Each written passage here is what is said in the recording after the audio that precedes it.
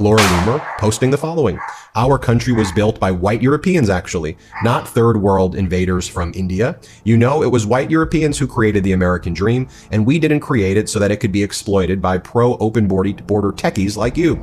P.S. Why are people in India still in the water they bathe and drink from? Oh, and I agreed with many, many things you said during, in fact, probably more than most other candidates when you were running for president, but I still would not have voted for you. Because you're an Indian. Sure, the boogeyman white supremacist exists somewhere in America. I've just never met him. Never seen one. Vivek Ramaswamy, smart as he is, thought he was in the in crowd for outing the out crowd. Well, he was sadly mistaken, thinking he can blast American culture and not suffer the consequences. As the whole becomes a part, I strike to burn, and the flame returns. Sure, the boogeyman white supremacist exists somewhere in America. I've just never met him. Never seen one. Never met one in my life. Vivek, right? Maybe I'll meet a unicorn soon. I, too, am a fan of yours. I'm going to make a point of disagreeing with you so that it will be fun. You are so bright and articulate, and I guess I can call you articulate since you're not an American black. Can't say that about them. That's derogatory. And that was a great opening segment. Lots of things to talk about there. Oh, and I agreed with many things you said during, in fact, probably more than most other candidates when you were running for president. But I still would not have voted for you because you're an Indian. We'll get back to that. Vance also has a non-white wife, an Indian wife, and a kid named Vivek. All his kids have Indian names. So it's like, what exactly are we? All right. Wow. Yeah, all right. First, let me stop it right there to welcome you guys to the channel. Wipe your feet off, hit the like button, and hopefully you stay a while. I just want to point out, this right there, I just want to stop the video just for this second to point out this man who is blasting JD Vance for having a kid named Vivek. His name is Nick Fuentes.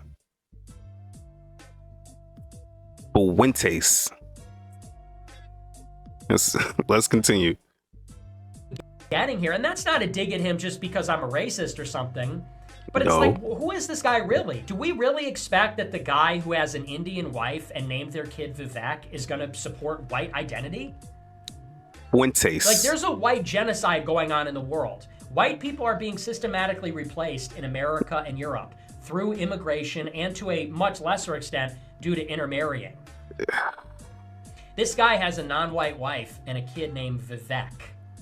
This guy is going to be a defender of white identity? I don't think so.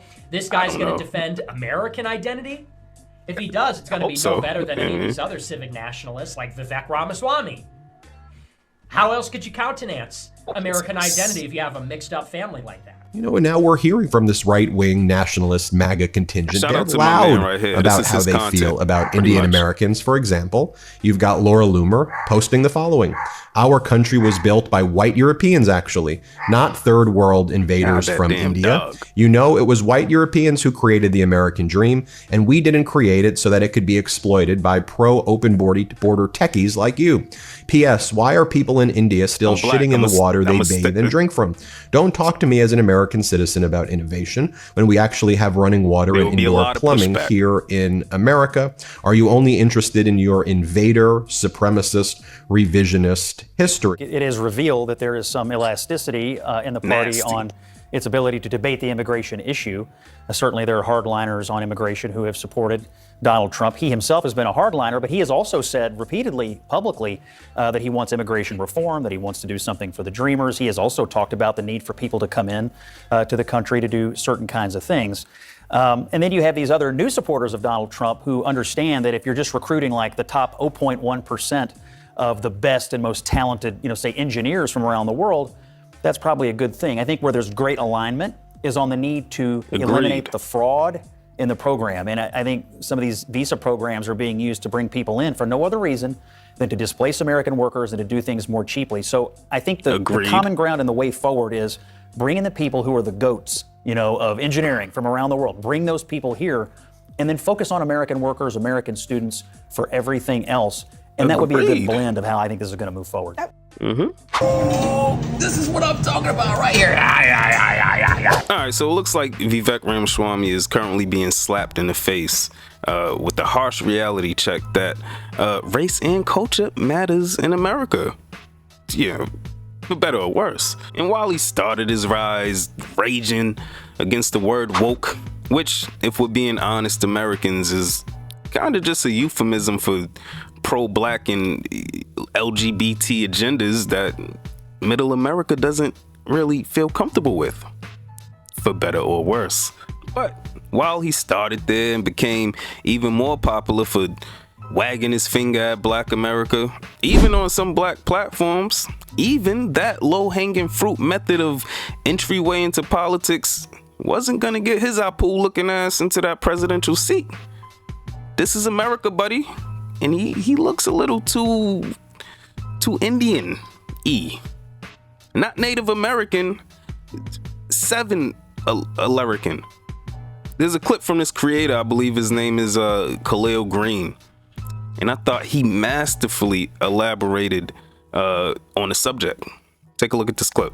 So many white conservatives are furious that Vivek Ramaswamy and Elon Musk are talking down to them the same way they've all talked down to black people, especially as it relates to conversations about affirmative action these past few years. For context, when I was a student at Yale, I studied this exact dynamic extensively and even wrote an op-ed about it in the Washington Post. And it's so interesting to see both sides of this so-called Republican Civil War implode over ideologies that we've been warning everyone about for years. And to clarify, on one hand, native-born American workers are told that they're too culturally deficient to compete in the job market. They're being told to ignore systemic problems like the failing education system, hyper-capitalist hiring practices that prioritize cost-cutting over worker well-being, and the lack of investment in societal infrastructure and resources that would increase pathways to upward mobility. And instead they're being told that rooting for the wrong TV characters and wanting to have a prom queen is the reason they're not eligible for competitive job opportunities. And it's rich because when we argued that systemic barriers need to be removed for black and brown communities, these same conservatives dismissed us. They claim that discrimination doesn't exist, that America is more or less a perfect meritocracy, and that black people just need to stop being lazy and quit listening to rap music to be successful. And now they're being hit with the same asinine rhetoric about culture that they once weaponized.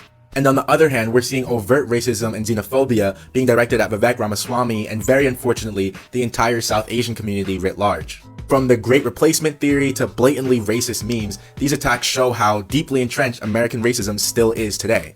But of course, when we were all warning about this before, Vivek Ramaswamy was one of the main people playing it down.